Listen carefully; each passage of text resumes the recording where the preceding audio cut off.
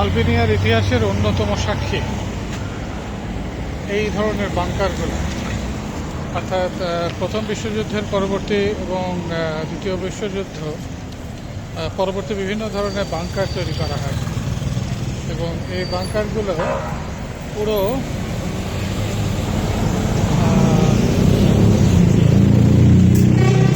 Albania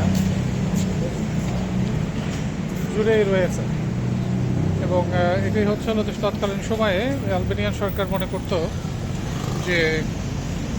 যে কোনো সময় তাদের দেশ বহিঃশত্রু দ্বারা আক্রমণ হতে পারে বা দখল করে নিতে পারে। তো সেই কারণে তারা এই ধরনের বাংকার সৃষ্টি করে এবং বাংকারের সংখ্যা শুনলে আপনারা অবাক হবেন। এটি কিন্তু 1,70,000 থেকে 2 লক্ষের কাছাকাছি একটি সংখ্যা, এত বিশাল, যেখানে জনসংখ্যা তখন 10 লক্ষের বেশি ছিল না। এখানে আর্মির একটা ভ্যান এখানে রাখা আছে, আর এখানে নিরাপত্তা চৌকি, অবজারভেশন টাওয়ার রাখা আছে প্রতীকী অর্থে। তো এটা শহরের মাঝখানে এরকম প্রচুর বাংকার রয়েছে।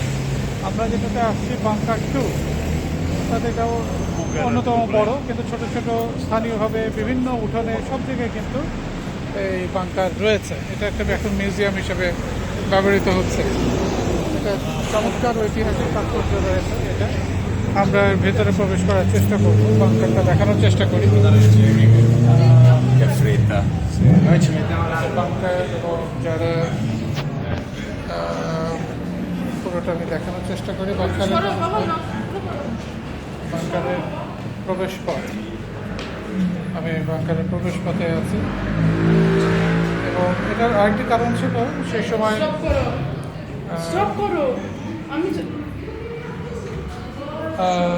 এখানে সবচেয়ে বড় যে বিষয়টা ছিল যে তেজস্ক্রিয়তার থেকে রক্ষা করতে, অর্থাৎ পারমাণবিক বোমা যদি ফেলা হয় তাহলে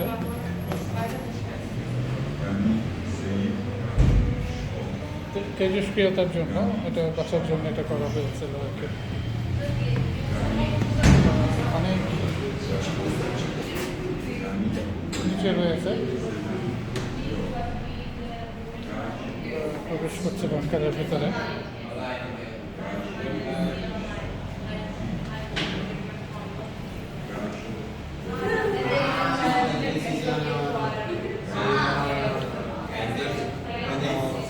এটা এখন মিউজিয়ামের নিচে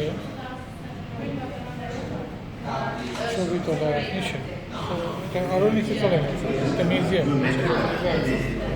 এটা হচ্ছে মিউজিয়াম হিসেবে রাখা আছে।